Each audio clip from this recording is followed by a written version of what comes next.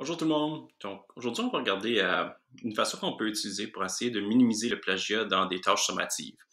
Maintenant, ceci étant dit, est-ce qu'on peut éliminer complètement le plagiat? Est-ce qu'on peut éliminer le fait que les élèves vont être en train de regarder à leur téléphone cellulaire en bas ou qu'ils peuvent faire des recherches pour des réponses en ligne? Non, mais il y a une couple de techniques qu'on peut utiliser juste pour essayer de leur rendre la vie plus difficile. Puis la première chose que je vous suggère fortement, c'est de faire certain que les élèves ont leur caméra ouverte dans des tâches sommatives. Oui, je sais qu'on peut pas examiner exactement ce qu'ils font, mais juste le fait que ils sont observés, ça va rendre ça plus difficile. Ça va être plus audacieux de leur part de faire la tricherie quand la caméra est ouverte. L'autre chose, c'est que qu'est-ce que je vais vous présenter aujourd'hui, c'est une stratégie qui permet aux élèves de seulement avoir une question à la fois. Donc, et ça va aussi mélanger les questions, ça va les rendre aléatoires. Donc, est-ce que ceci rend ça impossible de tricher? Non, mais ça leur rend la vie un peu plus difficile. Donc, la stratégie pour faire ceci, donc j'ai ouvert un Google Sheets, j'ai juste fait un titre, ça c'est mon test numéro 3 pour mon cours de calcul, et j'ai ajouté une petite phrase dans la description qui dit « Tu dois compléter et soumettre tes réponses à l'aide d'une photo ». Donc, l'idée, c'est que l'élève va ouvrir le formulaire sur son cellulaire, il va faire ses travaux sur papier crayon, puis là, quand il va avoir fini, il va être capable de prendre la photo, l'enregistrer, puis de l'envoyer, et là, il va être capable de voir la prochaine question. Donc, ceci, c'est une stratégie qui pourrait fonctionner très bien pour des cours de sciences, des cours de maths, des cours de ce genre-là, de chimie, physique, etc. Donc, première chose, on fait une première question, bien facile, on leur demande leur nom. Celle-là, c'est facile. Prochaine chose qu'on va faire, c'est qu'on va ajouter une section. Donc, ça, c'est le bouton ici pour ajouter une section. Puis, qu'est-ce qu'on va faire, c'est qu'on va ajouter une section pour chacune des questions. Donc, si tu as 10 questions, 12 questions, tu peux ajouter une section. Ou tu peux regrouper des questions sur une section. L'idée, c'est que les élèves vont seulement voir les questions qui sont sur une section à la fois. Toutes les questions qui sont sur la même section vont être placées de façon aléatoire sur cette section, dans cette section-là. Donc, on peut enlever complètement les sous-titres. Tu peux les garder si tu veux. Là. Tu peux ajouter quand tu peux diviser ton test par domaine ou par thème ou quoi que ce soit. Moi, je vais juste le rester vide. Donc, j'enlève la description de chacune des sections. Puis là, qu'est-ce que je vais faire? C'est que je vais ajouter mes questions. Donc, première question, j'ajoute ça là. Oh, ça l'ajoute en bas. Maintenant, on ne veut pas avoir une question choix multiple. On va avoir une question qui est importer un fichier. Puis, on va prendre celle-là, puis on va la déplacer dans la section qu'on veut. Donc, moi, je vais juste l'ajouter ici. Voilà. Ah, un peu plus haut. Voilà. OK. Donc là, la question est là. Qu'est-ce qu'on veut faire? On peut aller choisir le nombre de fichiers que l'élève peut importer. Si tu penses que peut-être l'élève va avoir besoin de plus qu'une page ou d'une photo pour répondre à une question, tu peux choisir 5 fichiers, puis comme ça, il peut choisir photo 1, page 1, photo 2, page 2, etc. L'autre chose que je te suggère, c'est de choisir la valeur la plus grande. Juste parce que si l'élève décide d'utiliser la plus haute résolution sur son appareil photo, ça se peut que la photo soit 10 gigaoctets, je ne penserais vraiment pas, là. Mais de cette façon-là, c'est certain qu'il peut insérer n'importe quelle photo qu'il veut. Maintenant, je vous suggère aussi de cliquer ici où ça dit ça peut accepter jusqu'à 1 teraoctet de fichiers. Vous pouvez cliquer sur accepter, puis je voulais choisir ici 1 teraoctet. Par défaut, c'est un chiffre plus bas, ça va probablement être 10 gigaoctets. On n'a pas une question, c'est pas un problème avec la question de la quantité d'informations qu'on va enregistrer, donc on fait certain de mettre la valeur la plus grande. Donc, là, j'ai ma question ici. Puis au lieu de la taper ou quoi que ce soit, moi, je suis un peu paresseux de nature, donc je vais aller ici sur mon test préexistant.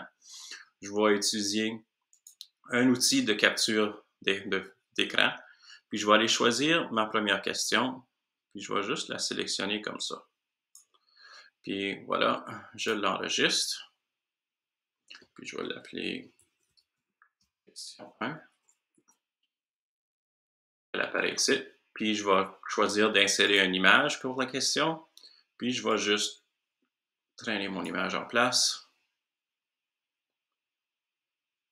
Voilà, j'ai ma première question. Je fais la même chose pour chacune des sections. Donc là, ici, encore une fois, je choisis donc importer un fichier et ainsi de suite. Je fais tous les mêmes paramètres pour ça. Par après, je vais aller ajuster les paramètres de mon formulaire. Donc, je clique dans paramètres. La première chose qu'on veut faire, c'est qu'on veut faire certain de collectionner les adresses courriels, parce qu'on veut faire certain de qui a répondu les questions. On peut envoyer une copie des réponses aux élèves, ça c'est à vous de choisir. Par après, on ne veut pas autoriser la modification des réponses. On veut limiter l'accès à Providence, c'est certain. On veut limiter à une réponse, oui, c'est certain. On a déjà changé la taille maximale. Habituellement, on veut donner une barre de progression, comme ça les élèves ont une idée de combien de temps ils ont pour compléter la tâche. Et on veut trier les questions en mode aléatoire. Donc, on veut absolument faire ça. Vous pouvez changer le message de confirmation à la fin, mettre quelque chose, merci d'avoir fini ton test à temps, blablabla, bla, bla, et ainsi de suite. Donc, je pense que ça, c'est tous les changements que tu as besoin de faire. Maintenant, je vais vous montrer que ça a de l'air. Moi, j'ai fait la même chose, j'ai continué juste pour sauver du temps, puis j'ai inséré toutes les autres questions pour mon test. Et maintenant, l'élève peut aller, voici ce que l'élève va voir quand il rentre dans le test. Donc, premièrement, ça demande le nom. C'est pas vraiment nécessaire la question du nom parce que ça va aller ramasser le courriel, mais moi je le demande tout le temps quand même, juste parce que c'est plus facile.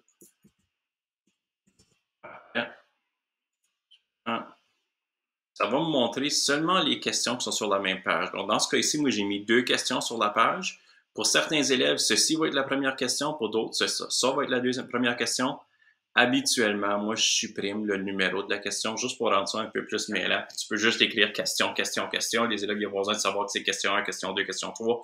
Comme ça, les élèves, quand ils comparent des réponses, si jamais ils le font, ils ne savent pas quelle question que c'était. Donc, maintenant, vous voyez que si je paye sur suivant, ça ne me permet pas jusqu'à ce que j'ai ajouté un fichier.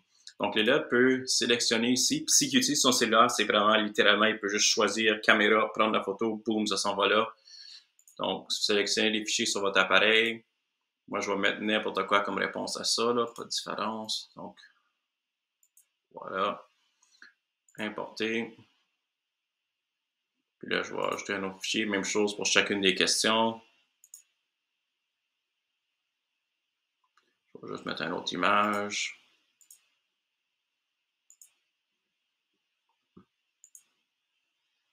Quand il a répondu les 2 questions, puis il a ajouté ces choses, il peut aller à la prochaine question, à la prochaine page. Donc, il peut voir la prochaine question comme telle. Maintenant, est-ce qu'il peut retourner en arrière? Oui. Donc, il peut retourner en arrière une fois, puis il peut aller ajouter d'autres réponses, ou il peut changer sa réponse. Oui, il peut le faire. Mais il ne peut pas répondre les autres questions plus loin jusqu'à ce que ceux-là sont répondus.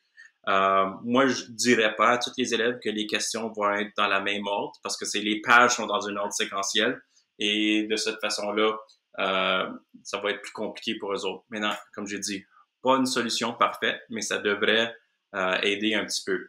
Maintenant, qu'est-ce que ça a l'air pour toi lors de la correction? Donc, quand tu arrives ici, puis tu vas voir tes corrections, donc tu vas cliquer sur réponse, puis là, tu peux aller voir par individu, puis essentiellement, ça va te donner une copie du test avec chacune des réponses qui a été soumises par l'élève. Puis toi, tu peux juste cliquer dessus, puis ça va te le montrer la photo dans le drive de la photo que l'élève a envoyée. Il y a aussi la possibilité de le voir dans un tableau. Donc, disons que tu trouves ça plus facile de corriger toutes les questions numéro 3. Ça va aussi mettre les questions dans un tableau. Puis là, tu peux cliquer sur les liens dans le drive là pour accéder aux corrections de cette façon-là. Donc, une petite stratégie qui pourrait vous aider. J'espère que ceci va vous être utile. Puis ça va vous simplifier la vie un petit peu. Merci beaucoup et à la prochaine.